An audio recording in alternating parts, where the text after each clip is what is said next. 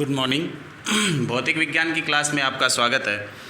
Last lecture में हम electronics वाली क्लास में लास्ट लेक्चर में हमने एक थ्योरम पढ़ी थी, उसका नाम था अध्यारोपण प्रमेय, और उसके बारे में होप्स आपने न्यूमेरिकल वगैरह सॉल्व भी किए होते होंगे। बहुत सिंपल सी थ्योरम थी, बस करना कुछ नहीं था, केवल किरचॉफ के नियम लगाने थे और फिर किसी भी एक ब्रांच में धारा का मान ज्ञात करना था। फिर अपन को दूसरा तरीका क्या करना था, थ्योरम का जो स्टेटमेंट था उस स्टेटमेंट की सहायता से उसी ब्रांच में फिर से धारा का मान ज्ञात करना था।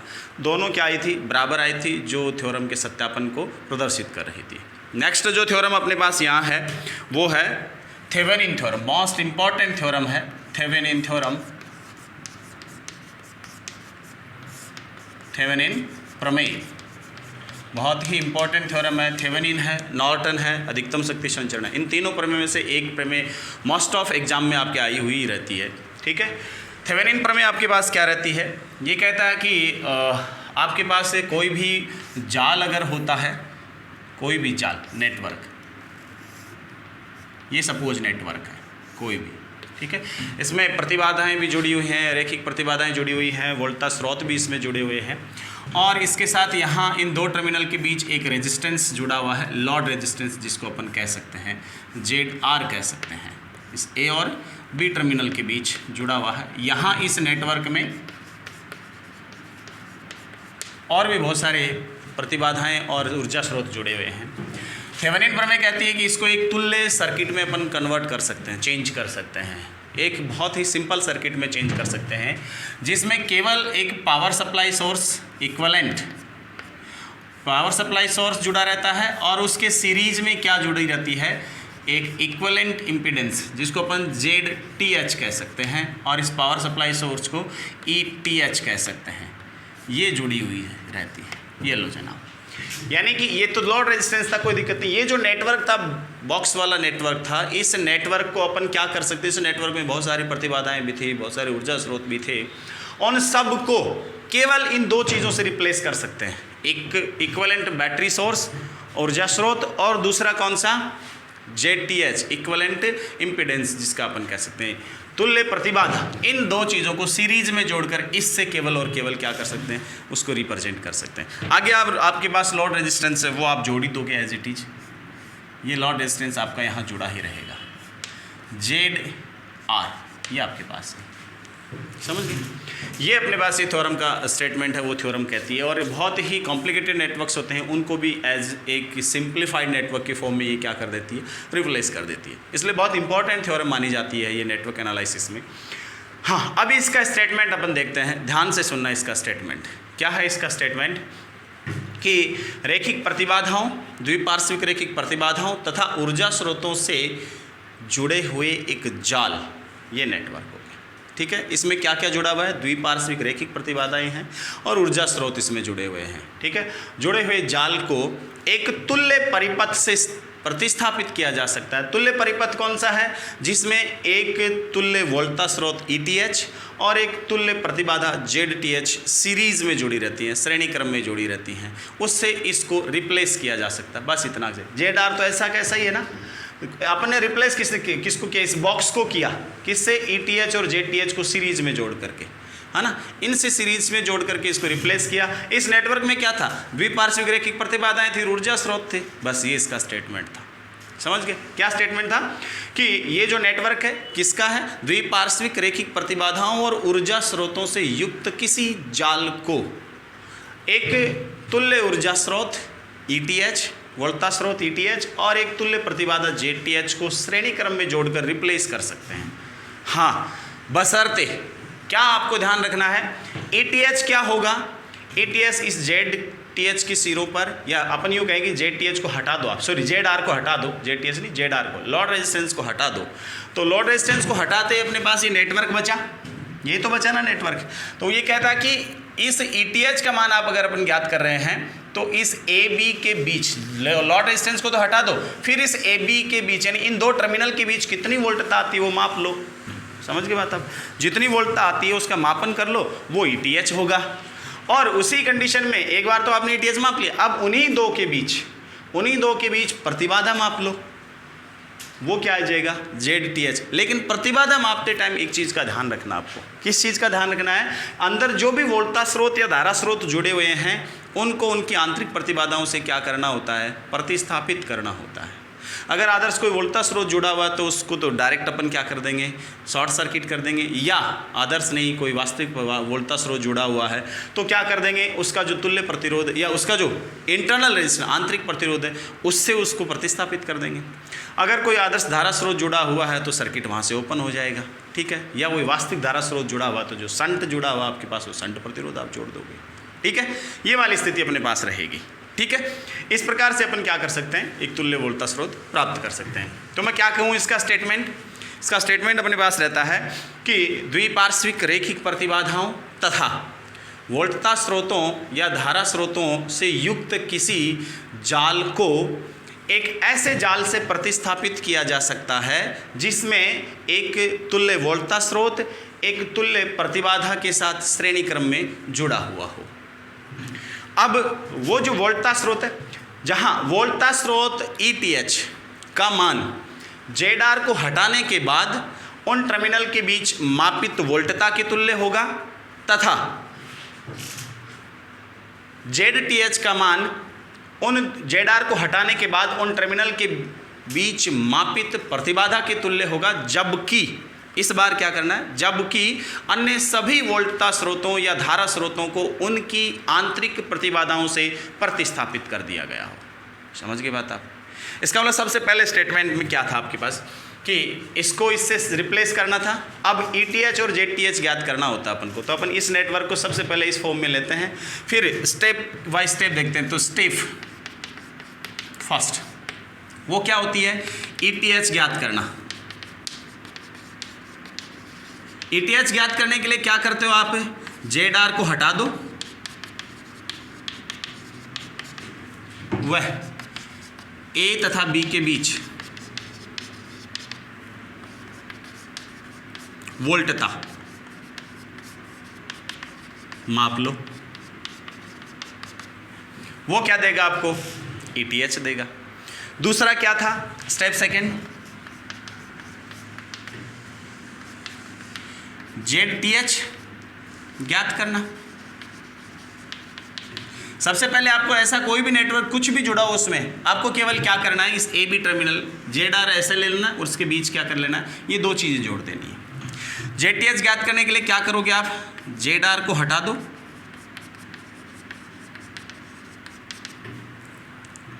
है ना, और सभी ऊर्जा स्रोतों साथ के साथ क्या हटाना है,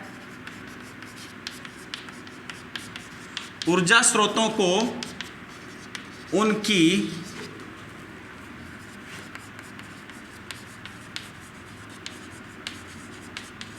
आंतरिक प्रतिबाधाओं से प्रतिस्थापित कर दो।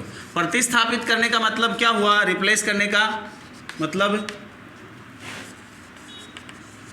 रिप्लेस करने का मतलब हुआ कि उस वोल्टा स्रोत या धारा स्रोत को तो हटा दो और उसकी जगह अगर यहाँ कोई इंटरनल इम्पीडेंस उसकी दी गई है, आंतरिक प्रतिबाधा दी गई है, उसको जोड़ दो। समझ गए? इतना काम करने के बाद A व B भी मध्य मापित प्रतिबाधा, वो क्या होगी, ZTH होगी। ये लो जनाब, ये दो स्टेप आपको काम में लेने। पहला तो क्या करना है, स्टेटमेंट से सबसे पहले तो जो भी आपके पास वोल्टा स्रोत है उसको इससे रिप्लेस कर दो, इस या सॉरी जो भी नेटवर्क है उसको तुल्य नेटवर्क से रिप्लेस कर दो। अब तुल्य नेटवर्क में अपन को दो चीज़ें चाहिए, एक तो ETH एक ZTH। ETH कैसे ज्ञात करोगे, पहले वाले नेटवर्क में ZR लोड रेजिस्टेंस को हटा दो, यानी जिस ब्रांच का उसने नाम लिया उसी को अपन लोड मान लेंगे, उसी ब्रांच को हटा दो और वो जो दो टर्मिनल बचे उनके बीच वोल्टता मापन कर लो। ये लो जनाब, समझ गए?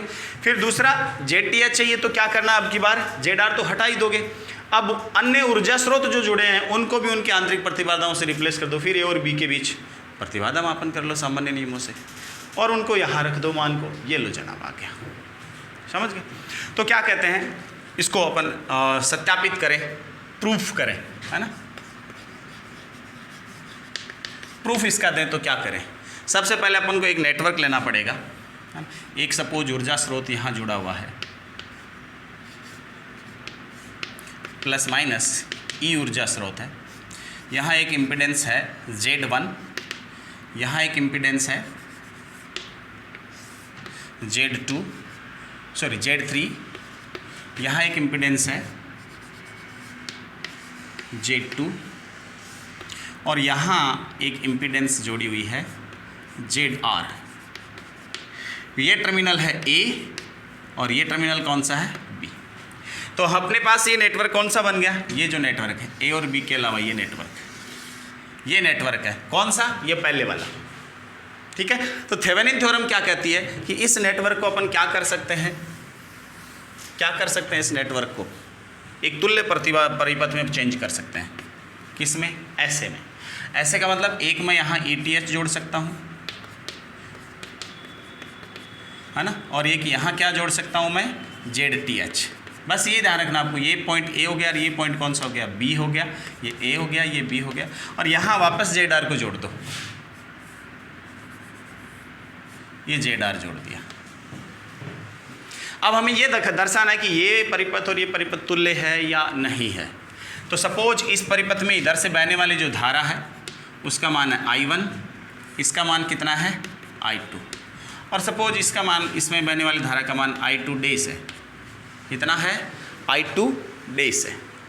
अब हमें तुल्यता दर्शाने के लिए ये देखना है कि ZR अब भी जुड़ा, ZR पहले भी जुड़ा, तो Z जो लॉर्ड रेजिस्टेंस है सर्किट का, जहाँ रिस्पॉन्स अपन देख रहे हैं वहाँ वो रिस्पॉन्स दोनों में सेम है क्या। रिस्पॉन्स का मतलब इस ZR से प्रवाहित जो धारा है इसमें और इसमें सेम है क्या, सेम होने का मतलब पीछे वाला सर्किट ठीक है। तो यहाँ ZR में से धारा प्रवाहित हो रही है I2 मान लिया अपन ने, और यहाँ कितनी हो रही है I2 डेस हो रही है सपोज, ठीक है। या मैं ये कहूँ कि ITH हो रही है, यहाँ पर कितनी प्रवाहित हो रही है धारा, ITH प्रवाहित हो रही है, इसको मैं ITH कह देता हूँ, ITH हो रही है, थेवेनिन, TH थेवेनिन के नाम पे लिया। अब सबसे पहले किरचॉफ के नियमों से मैं इस I2 का, इस ZR में से बहने वाली धारा का मान ज्ञात करूँगा, फिर किससे ज्ञात करूँगा मैं, फिर इससे ज्ञात करूँगा कि कितना मान आता है, वो देख लेंगे। तो देखो ज़रा क्या होता है अपने पास पहले वाली कंडीशन, इसमें एक लूप तो ये बनेगा और दूसरा लूप ये बनेगा। तो पहला लूप नियम लगाओगे तो E किसके बराबर होगा, E बराबर, देखो I1 धारा इसमें से, तो I1 Z1 I1 Z3, तो कितना हो गया Z1 plus Z3 into I1, ठीक है। फिर I2 क्या है, उल्टी बह रही है इधर से यूँ, तो माइनस आएगा, तो minus Z3 into I2। I1 का मान यहाँ से ज्ञात कर लो, अपन को कौन चाहिए, I2 चाहिए ना, इसलिए I1 को अपन को रिप्लेस करना पड़ेगा। तो यहाँ से I1 देख लो, I1 कितना आया, इस Z2 I3 को इधर भेज दो, E plus Z3 I2 upon Z1 plus Z3, ये समीकरण नंबर 1 कह दिया मैंने, यानी पहले वाले लूप से मैंने I1 का मान ज्ञात कर लिया। अब दूसरे वाला लूप लो, दूसरे वाला लूप में यहाँ से चलो, देखो कौन आ रहा है, Z2 ZR और Z3 में से I2 बहेगी, तो कितना आया I2 Z2 plus Z3 plus ZR, है ना, इधर यूँ जा रहे हैं, ऊपर से I1 आ रही है, तो माइनस I1 Z3 बराबर 0। यहाँ से I2 कितना आया, देखो I2 बराबर I3 उधर चला जाएगा, Z3 I1 upon Z2 plus Z3 plus ZR। I1 का मान रख दो, I1 का मान कितना है, ये वाला, तो I2 बराबर Z3 upon Z2 plus Z3 plus ZR into E plus I2 Z3 या Z3 I2 upon Z1 plus Z3। Solve करेंगे तो I2 बराबर, देखो ये दो पार्ट में टूट जाएगा, तो E अपॉन दिस इसके साथ मल्टीप्लाई में आएगा, तो Z3 E upon Z1 plus Z3 as it is into this Z2 plus Z3 plus ZR plus ये Z3 स्क्वायर I2 अपॉन यहाँ कितना है Z1 Z3 Z1 plus Z3 into Z2 plus Z3 plus ZR। ठीक है, या आप एक काम और कर लो, और सरलता के लिए इसको इधर ही रख लो, चाहे कोई दिक्कत नहीं है ना। अब मैं क्या करता हूँ, यहाँ देखता हूँ,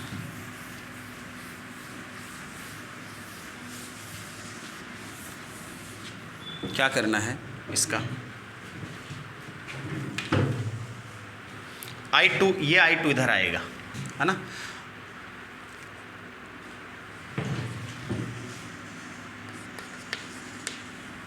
I2 इधर आ गया,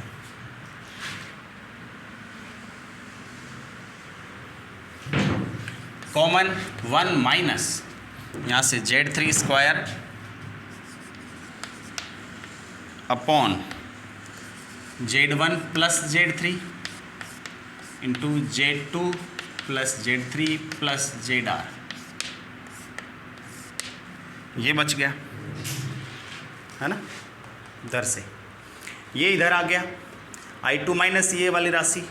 अब ये बच गया उधर Z3E बराबर Z3E upon Z1 plus Z3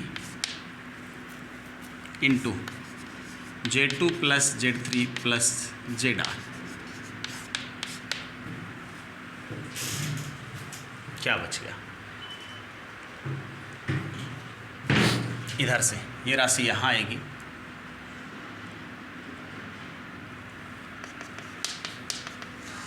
I2 Z1 plus Z3 into Z2 plus Z3 plus ZR minus Z3 square upon Z1 plus Z3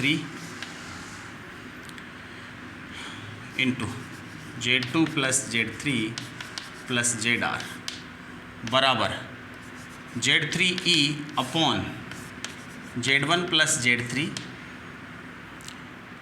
into Z2 plus Z3 plus ZR। ये वाली राशि आ गई। यहाँ से देखो क्या बच गया आपके पास,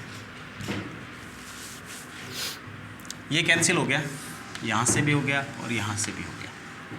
ठीक है, यहाँ देखो क्या बचा I2 के मल्टीपल में, I2 बराबर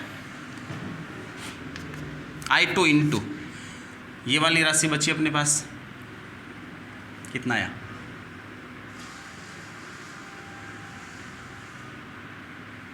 इसमें से आप Z1 प्लस Z3 कॉमन ले लो। ऊपर वाली राशि क्या बची, Z1 plus Z3 into Z2 plus Z3 plus ZR minus Z3 square बराबर Z3 इंटू E। इसमें से आप Z1 प्लस Z3 कॉमन ले लो, तो क्या बच गया अपने पास, I2 into Z1 plus Z3 bracket में क्या बच गया,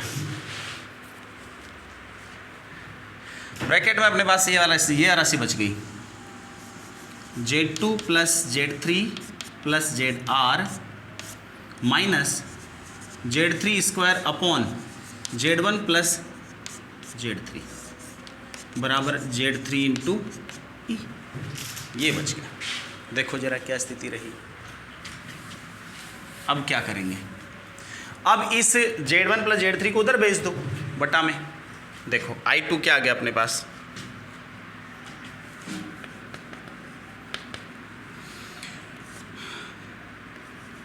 Z2 plus Z3 plus ZR bracket में minus Z3 square upon Z1 plus Z3 बराबर कितना माना है, थोड़ी सी कैलकुलेटिव है वैल्यू, कितना आ जाएगा Z3 E तो है बटा में क्या आ गया Z1 प्लस Z3, ये बटा में आ गया चला। ठीक है, अब देखो इस ZR को मैं थोड़ा सा अलग कर लेता हूँ, यहाँ से ZR अलग कर लो, ये I2 इंटू है ध्यान रखना। तो I2 ब्रैकेट ZR को सेपरेट कर देता हूँ, तो मेरे पास क्या बचता है Z2 प्लस Z3, है ना, Z2 प्लस Z3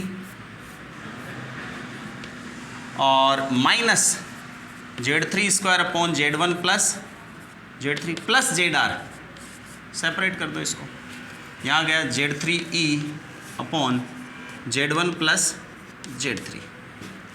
अब इसको सॉल्व करो आप, इस वाली राशि को, तो क्या आ जाएगा आपके पास I2 इंटू ये Z2 एज इट इज़ पड़ा रहेगा, ये लो से ना आप Z2 पड़ा है, प्लस देखो इसका लघुत्तम लोगे Z3 के साथ केवल इस वाली राशि का ये, तो Z1 Z3 और Z3 स्क्वायर आएगा, Z3 स्क्वायर तो इससे कट जाएगा, क्या बचेगा Z1 Z3 upon Z1 plus Z3 plus ZR बराबर Z3E upon Z1 plus Z3, ये मान आ गया। अब I2 का मान चाहिए ना, तो क्या लिख दूँ I2 का मान, इधर लिख दूँ मैं,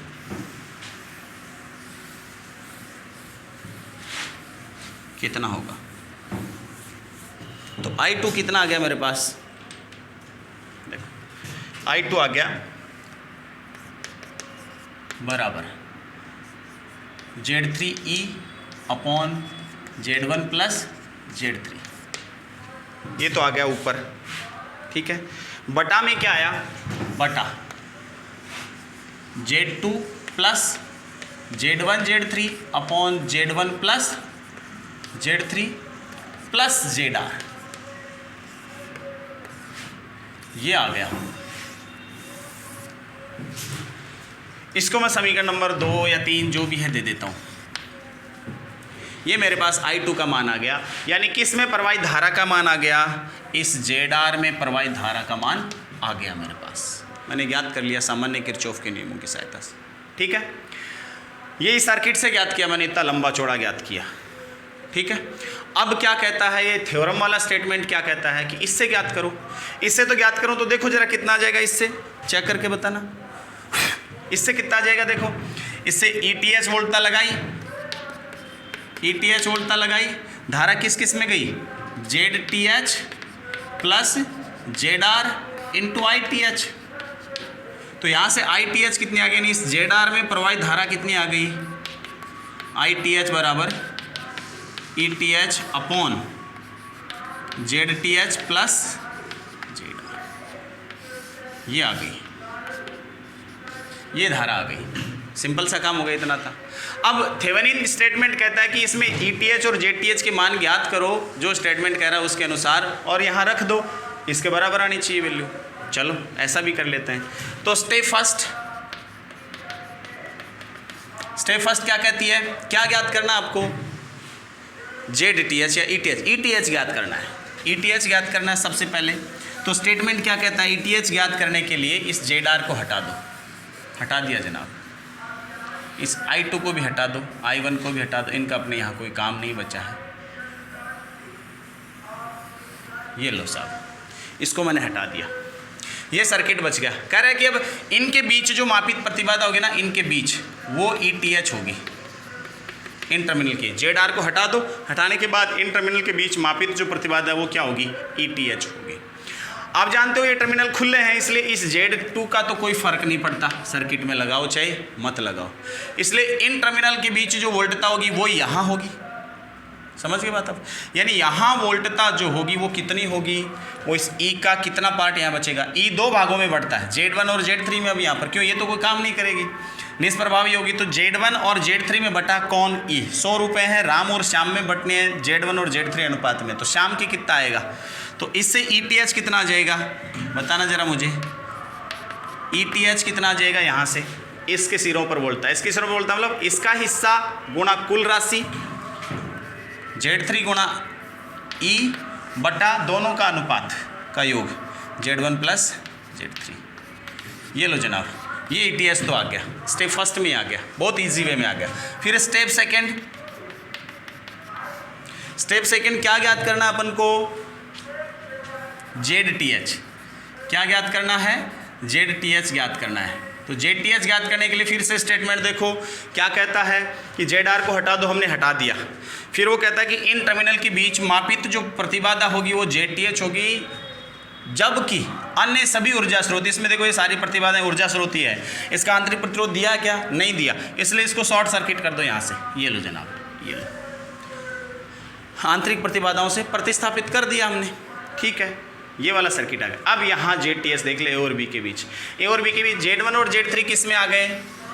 सीरीज में। तो क्या हो गया, सॉरी पैरेलल में, तो Z1 Z3 upon Z1 plus Z3, और ये मिलकर के Z2 के साथ किस में? सीरीज में। तो स्टेप सेकंड में ZTH कितना हो गया?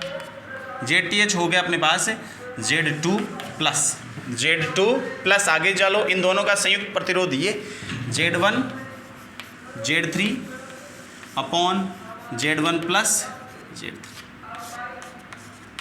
ये हो गया। ये ETH और ZTH के मान दोनों किस में रख दो? इसमें रख दो, मैं थोड़ी मना कर रहा हूँ, है ना। रखोगे तो देखो क्या आएगा, रखते ही ITH बराबर ETH कितना? Z3 into E upon Z1 plus Z3 बटा ZTH ये वाला Z2 plus Z1 Z3 upon Z1 plus Z3 plus ZR। देखो जरा, समीकरण 7 और समीकरण 3 सेम है क्या? यानी क्या आ गया? ITH बराबर I2, सही।